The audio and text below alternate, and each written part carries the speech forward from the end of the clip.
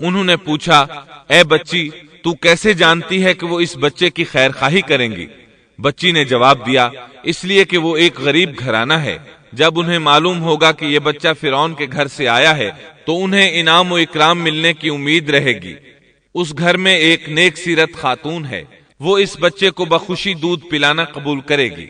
انہوں نے کہا، چلو ٹھیک ہے۔ چنانچہ آپ کی بہن انہیں گھر لے آئی۔ والدہ محترمہ نے بچے کو دودھ پلایا تو آپ نے فوراً دودھ پینا شروع کر دیا۔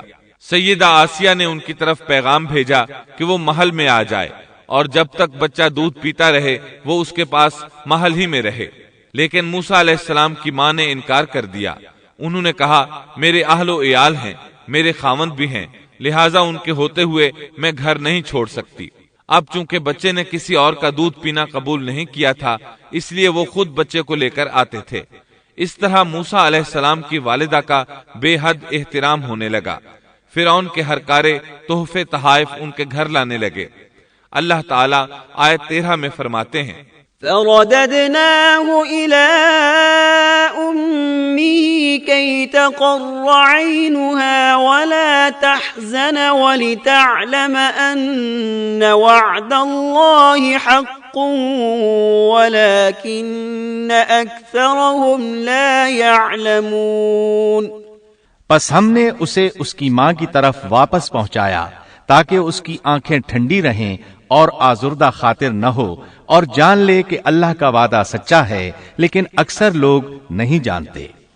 اس طرح موسیٰ علیہ السلام شاہی محل میں پلنے بڑھنے لگے، یہاں تک کہ 18 سال کے خوبرو نوجوان ہو گئے۔ اللہ تعالیٰ آیت 14 میں فرماتے ہیں، وَلَمَّا بَلَغَ أَشُدَّهُ وَاسْتَوَىٰ آتَيْنَاهُ حُكْمًا وَعِلْمًا وَكَذَلِكَ نَجْزِي الْمُحْسِنِينَ۔ اور جب موسیٰ اپنی جوانی کو پہنچ گئے اور پورے توانا ہو گئے تو ہم نے انہیں علم و حکمت عطا فرمایا، نیکی کرنے والوں کو ہم اسی طرح بدلہ دیا کرتے ہیں۔ وقت گزرتا رہا۔ ایک روز آپ ایسے وقت میں راستے سے گزر رہے تھے جس وقت عموماً لوگ گھروں سے نہیں نکلا کرتے تھے۔ کہا جاتا ہے وہ دوپہر کا وقت تھا۔ آپ شہر میں داخل ہوئے، لوگ غفلت میں تھے، بس اکا دکا لوگ باہر تھے۔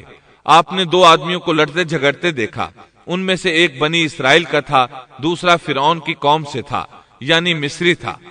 آپ کی قوم والے نے اپنے دشمن کے خلاف آپ سے مدد مانگی۔ آپ کی حمیت نے جوش مارا۔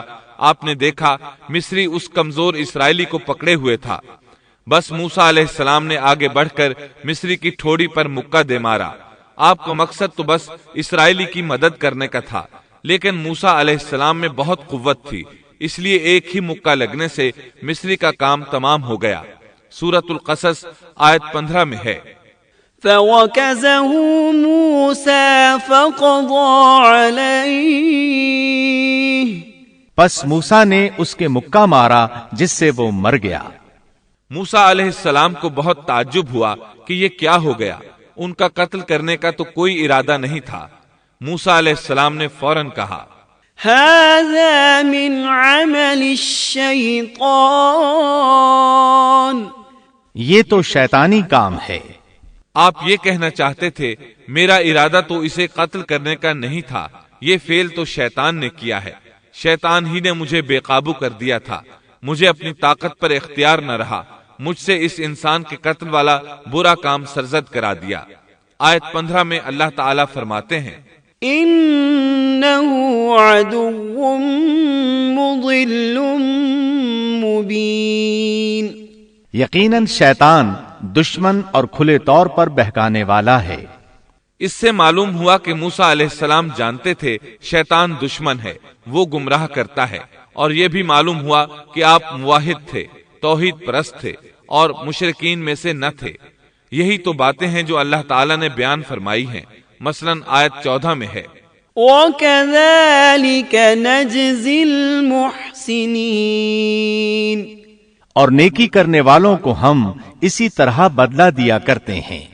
آپ ایمان پر تھے، کفر پر نہیں تھے۔ آپ نے اللہ تعالیٰ سے اس بلا ارادہ ہو جانے والے گناہ کی معافی مانگی۔ اللہ تعالیٰ کے حضور توبہ کی، جیسا کہ آیت 16 میں آتا ہے۔ قال رب إني ظلمت نفسي فاغفر لي فغفر له إنه هو الغفور الرحيم۔ پھر کہنے لگا کہ اے پروردگار، میں نے خود اپنے اوپر ظلم کیا، تو مجھے معاف فرما دے۔ اللہ نے اسے بخش دیا، وہ بخشنے والا اور بہت مہربانی کرنے والا ہے۔ یہ گناہ بلا ارادہ ہوا تھا، خطا تھی۔ پھر آپ نے ان الفاظ میں اللہ سے وعدہ کیا۔ قال رب بما أنعمت علي فلن أكون ظهيرا للمجرمين۔ کہنے لگا اے میرے رب، جیسے تو نے مجھ پر یہ کرم کیا، میں بھی اب ہرگز کسی گناہگار کا مددگار نہیں بنوں گا۔ آپ کا مطلب یہ تھا کہ باری تعالی آپ نے مجھے معافی دے کر مجھ پر کرم کیا۔ گویا آپ کو سمجھ آ گئی تھی کہ اللہ تعالیٰ نے ان کی توبہ قبول کر لی ہے، ان پر رحم فرما دیا ہے۔ چنانچہ اب وعدہ کر رہے ہیں کہ کسی گناہگار کی کبھی مدد نہیں کریں گے، بلکہ ان کے خلاف رہیں گے۔ تاہم انہیں اس بات کا خدشہ لاحق ہو گیا تھا کہ کہیں انہیں اس مصری کے قتل کے بدلے میں قتل نہ کر دیا جائے، جیسا کہ آیت 18 میں آتا ہے۔ فأصبح في المدينة خائفا يترقب فإذا الذي استنصره بالأمس يستصرخه قال له موسى إنك لغوي مبين۔ صبح ہی صبح ڈرتے اندیشے کی حالت میں خبریں لینے کے لیے شہر میں گئے۔ اچانک دیکھا کہ وہی شخص جس نے کل ان سے مدد طلب کی تھی ان سے فریاد کر رہا ہے۔ موسیٰ نے اس سے کہا کہ اس میں شک نہیں، تو سری گمراہ ہے۔ مطلب یہ کہ جب وہ شہر پہنچے تو انہوں نے کل جیسا ہی منظر دیکھا، وہی اسرائیلی ایک دوسرے مصری سے لڑ رہا تھا۔ انہیں دیکھ کر اس نے پھر ان سے مدد مانگی۔ تب آپ نے فرمایا تو جھگڑالو آدمی ہے۔ تاہم آپ آگے بڑھے تاکہ مصری کے مقابلے میں اس کی مدد کریں۔ تب وہ کہنے لگا، قال يا موسى أتريد أن تقتلني كما قتلت نفسا بالأمس؟ وہ کہنے لگا کہ موسیٰ، کیا جس طرح تو نے کل ایک شخص کو قتل کیا ہے مجھے بھی مار ڈالنا چاہتا ہے؟ اس کی اس بات سے موسیٰ علیہ السلام سمجھ گئے کہ کل والی خبر شہر میں پھیل چکی ہے۔ اب انہوں نے خود کو چھپانا چاہا۔ اس وقت آپ کے پاس آل فرعون میں سے ایک مومن آدمی بھاگتا ہوا آیا۔ وہ موسیٰ علیہ السلام سے بہت محبت کرتا تھا۔ اس کا ذکر آیت 20 میں آیا ہے۔ وجاء رجل من أقصى المدينة يسعى قال يا موسى إن الملأ يأتمرون بك ليقتلوك فاخرج إني لك من الناصحين۔ شہر کے پرلے کنارے سے ایک شخص دوڑتا ہوا آیا اور کہنے لگا، موسیٰ، یہاں کے سردار تیرے قتل کا مشورہ کر رہے ہیں، پس تو فوراً چلا جا، مجھے اپنا خیر خواہ مان۔ اس سے پہلے کہ وہ تجھے گرفتار کر لیں، جلدی کر یہاں سے نکل جا۔ آپ خوف زدہ ہو گئے کیونکہ فرعون تو پہلے ہی آپ سے محبت نہیں کرتا تھا۔ اس نے تو آپ کو سیدہ آسیہ کے کہنے پر محل میں رکھا تھا۔ اس کے علاوہ فرعون کی قوم کے دوسرے سردار بھی یہ بات اچھی طرح جانتے تھے کہ آپ بنی اسرائیل میں سے ہیں۔ وہ آپ سے بغض رکھتے تھے۔ اب تو ان کے ہاتھ موقع آ گیا تھا۔ اس موقع سے فائدہ اٹھاتے ہوئے انہوں نے قتل کا مشورہ کیا تھا۔ چنانچہ موسیٰ علیہ السلام وہاں سے خوف زدہ ہو کر نکل کھڑے ہوئے۔ مصری آپ کی تلاش میں تھے۔ فرعون نے اپنے جاسوس آپ کی تلاش میں بھیج دیے تھے۔ ادھر موسیٰ علیہ السلام اللہ تعالیٰ سے یہ دعا مانگ رہے تھے، رب نجنی من القوم الظالمین۔ اے میرے پروردگار، مجھے ظالموں کے گروہ سے بچا لے۔ اللہ تعالیٰ نے آپ کی دعا قبول فرمائی، آپ کو راستہ بھی دکھایا۔ آپ جنگل کی طرف نکل کھڑے ہوئے۔ آپ کے پاس کھانا تھا نہ پانی، نہ آپ کے پاس سواری کا جانور تھا۔ آپ کو کچھ معلوم نہیں تھا کہ کدھر جا رہے ہیں، بس آپ جنگل میں چلتے رہے۔ چلتے رہے۔ آپ مصر سے فلسطین کی طرف جا رہے تھے۔ راستے میں آپ کے جوتے بھی ٹوٹ گئے۔ اب ننگے پاؤں سفر شروع ہوا۔ بھوک لگتی تو درختوں کے پتے کھا لیتے۔ اس طرح آپ مدین پہنچ گئے۔ آپ سن چکے ہیں مدین اللہ کے نبی شعیب علیہ السلام کی بستی تھی۔ اس وقت شعیب علیہ السلام کافی بوڑھے ہو چکے تھے، اور یہ واقعات شعیب علیہ السلام کی قوم کی تباہی کے بعد کے ہیں۔ آپ مدین کے پانی پر پہنچ گئے۔ بستی کے باہر ان لوگوں کی پانی کی جگہ تھی، وہیں وہ لوگ اپنے جانوروں کو پانی پلاتے تھے، اپنے لیے بھی وہیں سے پانی لیتے تھے۔ موسیٰ علیہ السلام نے دیکھا کہ لوگ آ جا رہے ہیں، کسی کے پاس بکری ہے، کسی کے پاس اونٹ ہے، انہوں نے حوض بنا رکھے ہیں، وہ کنویں سے پانی نکال کر ان حوضوں میں ڈالتے ہیں۔ مال مویشی کے لیے الگ حوض ہیں اور انسانوں کے لیے الگ حوض ہیں۔ آپ نے وہاں دو ایسی عورتوں کو دیکھا جن کے پاس بکریاں تھیں، وہ اپنی بکریوں کو پانی سے دور ایک طرف لیے کھڑی تھیں، ان کو پانی کی طرف جانے سے روکے ہوئے تھیں۔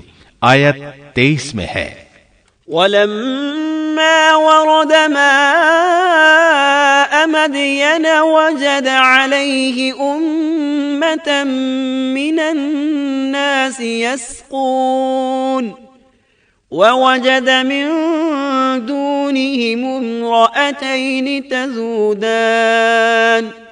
مدین کے پانی پر جب آپ پہنچے تو دیکھا کہ لوگوں کی ایک جماعت وہاں پانی پلا رہی ہے، اور دو عورتیں الگ کھڑی اپنے جانوروں کو روکتی ہوئی دیکھیں۔ موسیٰ علیہ السلام کو یہ دیکھ کر حیرت ہوئی کہ سب لوگ تو اپنے جانوروں کو پانی پلا رہے ہیں اور یہ دونوں پیچھے کھڑی ہیں، یہ کیا معاملہ ہے؟ قال ما خطبكما، پوچھا کہ تمہارا کیا حال ہے؟ یعنی تم اپنی بکریوں کو پانی کیوں نہیں پلا رہی؟ آیت 23 میں آتا ہے، قالتا لا نسقي حتى يصدر الرعاء وأبونا شيخ كبير۔ وہ بولیں کہ جب تک یہ چرواہے واپس نہ لوٹ جائیں ہم پانی نہیں پلاتی، اور ہمارے والد بہت بڑی عمر کے بوڑھے ہیں۔ مطلب یہ کہ اتنی بھیڑ میں ہم کیسے داخل ہوں؟ یہ سن کر موسیٰ علیہ السلام آگے بڑھے، طاقت سے ان لوگوں کو پیچھے ہٹایا اور پانی نکال کر ان کی بکریوں کو پلایا۔ پھر ایک درخت کے سائے تلے جا بیٹھے اور یوں دعا کرنے لگے، فقال رب إني لما أنزلت إلي من خير فقير۔ اے پروردگار، تو جو کچھ بھلائی میری طرف اتارے میں اس کا محتاج ہوں۔ سیدنا عبداللہ بن عباس رضی اللہ عنہما بیان کرتے ہیں کہ سیدنا موسیٰ علیہ السلام ننگے پاؤں مدین پہنچے تھے۔ ان کے پیروں کی جلد اتر گئی تھی، پیٹ بھوک کی شدت کی وجہ سے کمر سے لگ رہا تھا۔ درختوں کے پتے کھاتے رہے تھے، اس لیے ان کے منہ سے پتوں کی بو آتی تھی، لہٰذا اس وقت وہ سخت حاجت مند تھے۔ بھوک شدید تھی، اذیت بھی بہت پہنچی تھی، لیکن وہ کسی سے بھی سوال کرنے کے لیے تیار نہیں تھے۔ ان دونوں عورتوں میں سے ایک نے ان کی دعا کے الفاظ سن لیے۔ دونوں اپنے والد شعیب علیہ السلام کے پاس آئیں، انہیں موسیٰ علیہ السلام کے بارے میں بتایا، یہ بھی بتایا کہ وہ شخص محتاج ہے لیکن بہت خوددار ہے، جیسا کہ آیت 25 میں ہے، فجاءته إحداهما تمشي على استحياء قالت إن أبي يدعوك ليجزيك أجر ما سقيت لنا۔ اتنے میں ان دونوں عورتوں میں سے ایک ان کی طرف شرم و حیا سے چلتی ہوئی آئی اور کہنے لگی، میرے باپ آپ کو بلا رہے ہیں، آپ نے ہمارے جانوروں کو جو پانی پلایا ہے اس کی اجرت دینا چاہتے ہیں۔ موسیٰ علیہ السلام خوددار ہونے کے باوجود اس وقت شدید حاجت مند تھے، چنانچہ موقع کی مناسبت سے ساتھ چل پڑے۔ وہ عورت مارے حیا کے چھپ رہی تھی۔ یہ بات محسوس کر کے موسیٰ علیہ السلام اس سے آگے چلنے لگے۔ کوئی موڑ نہ ہوتا تو لڑکی اس سمت میں کنکر پھینک دیتی۔ موسیٰ علیہ السلام اس سمت میں مڑ جاتے، اس طرح وہ گھر تک پہنچے۔ موسیٰ علیہ السلام کی ملاقات شعیب علیہ السلام سے ہوئی۔ انہوں نے اپنے بارے میں بتایا، جو واقعات ان کے ساتھ پیش آئے تھے وہ بتائے۔ شعیب علیہ السلام نے ان سے فرمایا، قال لا تخف نجوت من القوم الظالمین، کہنے لگے اب نہ ڈر، تو نے ظالم قوم سے نجات پالی۔ اس وقت دونوں لڑکیوں میں سے ایک نے کہا، قالت احداهما يا ابت استأجره ان خير من استأجرت القوي الامين، ان دونوں میں سے ایک نے کہا کہ ابا جان آپ انہیں مزدوری پر رکھ لیجئے، کیونکہ جنہیں آپ اجرت پر رکھیں ان میں سے سب سے بہتر وہ ہے جو مضبوط اور ایماندار ہو۔ پھر شعیب علیہ السلام نے ان سے اپنی ایک بیٹی کا نکاح کرنا چاہا، جبکہ موسیٰ علیہ السلام کے پاس تو کوئی چیز نہیں تھی، لہذا سوال یہ پیدا ہوا کہ حق مہر کیا طے کیا جائے۔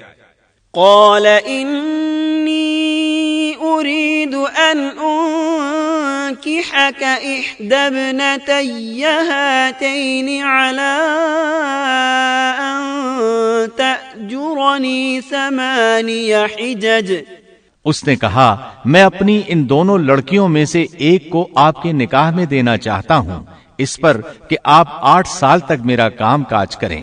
ساتھ ہی فرمایا، فَإِنْ أَتْمَمْتَ 10 فَمِنْ عِنْدِكَ، ہاں اگر آپ 10 سال پورے کریں تو یہ آپ کی طرف سے بطور احسان کے ہے۔ یعنی 8 سال تک آپ ضرور بکریاں چرائیں گے، اس کے بعد کے 2 سال کا آپ کو اختیار ہے، اگر آپ خوشی سے 2 سال تک اور بھی میرا کام کریں تو اچھا ہے، ورنہ آپ پر لازم نہیں ہے، جیسا کہ آیت 27 میں ہے۔ وَمَا أُرِيدُ أَنْ أَشُقَّ عَلَيْكَ سَتَجِدُنِي إِنْ شَاءَ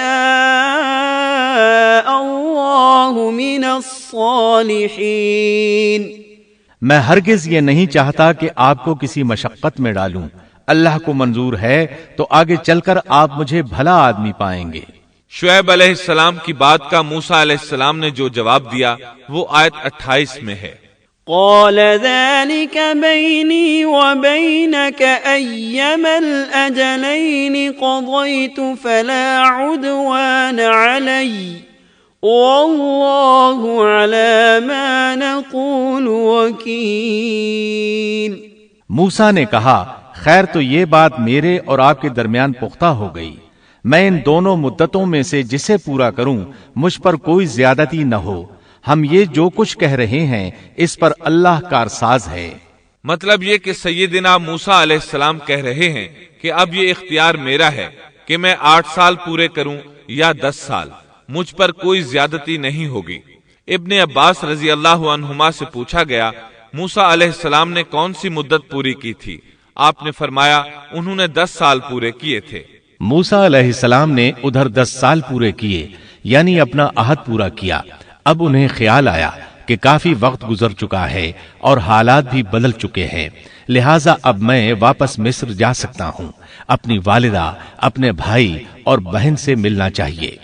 فَلَمَّا قَضَى مُوسَى الْأَجَلَ وَسَارَ بِأَهْلِهِ، جب موسیٰ نے مدت پوری کر لی اور اپنے گھر والوں کو لے کر چلے، مطلب یہ کہ 10 سال پورے کر لیے، اب اپنی بیوی کو لے کر مصر کی طرف روانہ ہوئے، لیکن آپ مصر کا راستہ تو جانتے ہی نہ تھے، کسی سے پوچھنا چاہتے تھے، رات سرد تھی، سردی پورے زوروں پر تھی، ان کے پاس آگ جلانے کے لیے کچھ نہ تھا، انہیں آگ کی تلاش تھی۔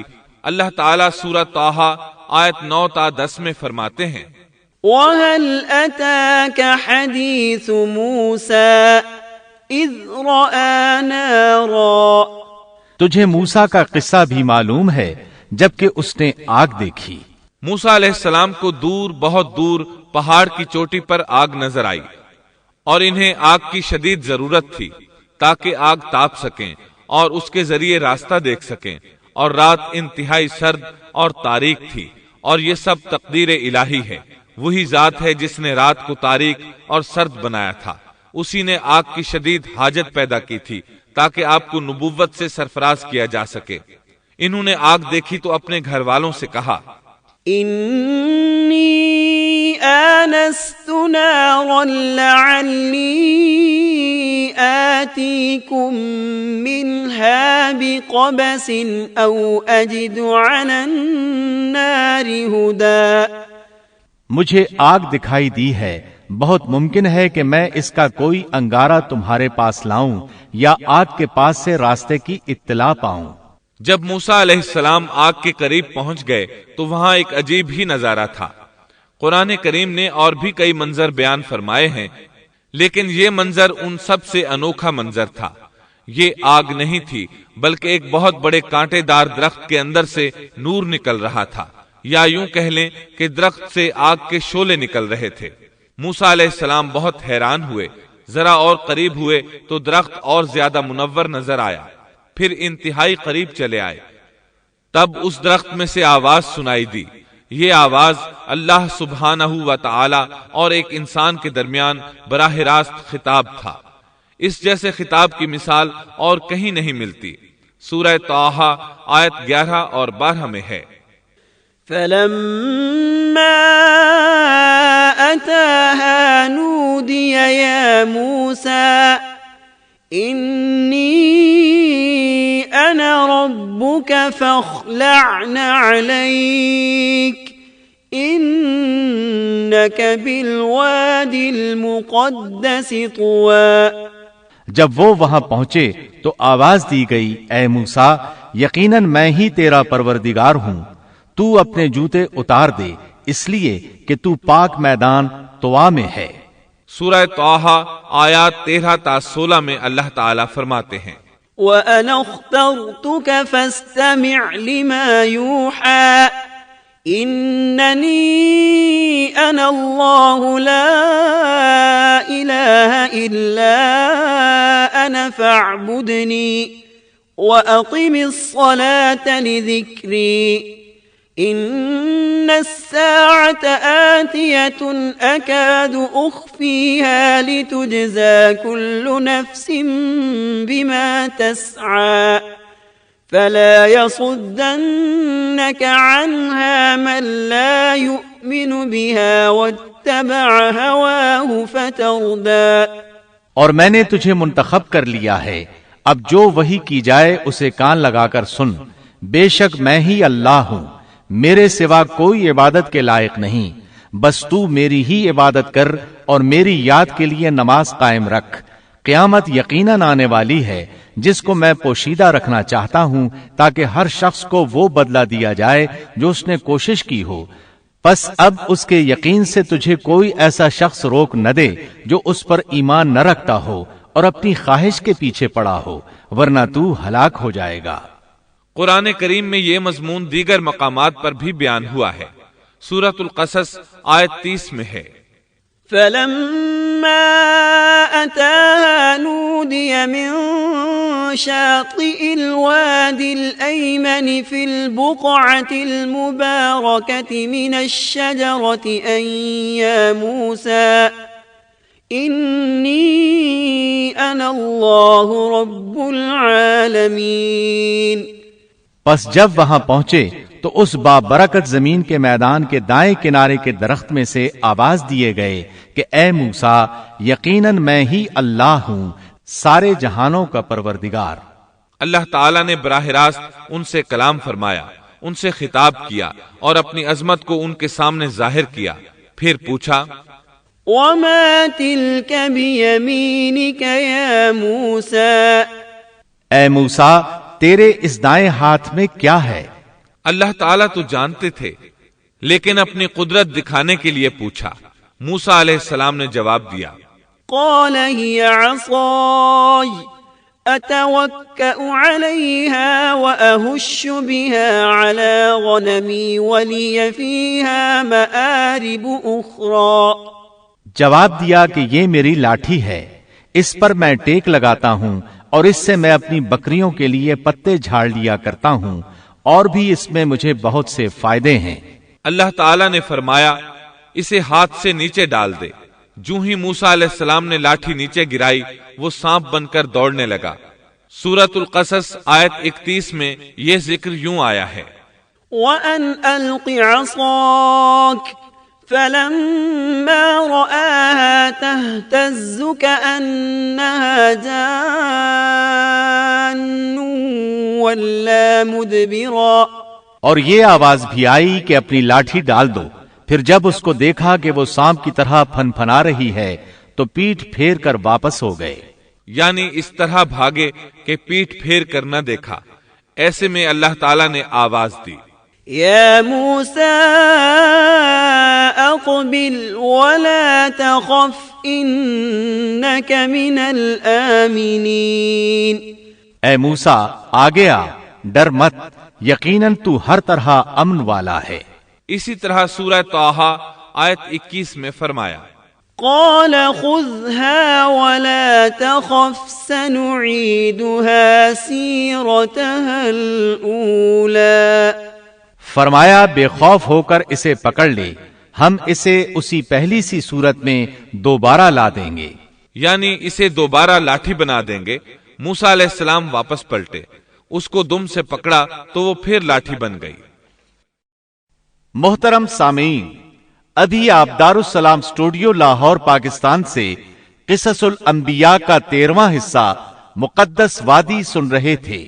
قصص الانبیاء کے 14ویں حصے جادوگروں سے مقابلہ میں آپ یہ سنیں گے، سیدنا موسیٰ علیہ السلام کی رسالت اور معجزات، فرعون کو دعوت توحید کا حکم اور سیدنا موسیٰ علیہ السلام کی التجا پر ہارون علیہ السلام کی منصب نبوت سے سرفرازی، فرعون کی سیدنا موسیٰ علیہ السلام کو دھمکی اور سیدنا موسیٰ علیہ السلام کا فرعون پر اتمام حجت، فرعون کا جادوگروں کے ذریعے مقابلے کا چیلنج، سیدنا موسیٰ علیہ السلام اور جادوگروں کا آمنا سامنا، جادوگروں کی شکست اور قبول اسلام، فرعون کی جادوگروں کو دھمکیاں اور جادوگروں کا اللہ پر توکل کامل، قوم فرعون کے ایک مومن کا اعلان حق اور درباریوں کا کفر و عناد، بنی اسرائیل کو صبر کی تلقین اور آل فرعون کے لیے بد دعا،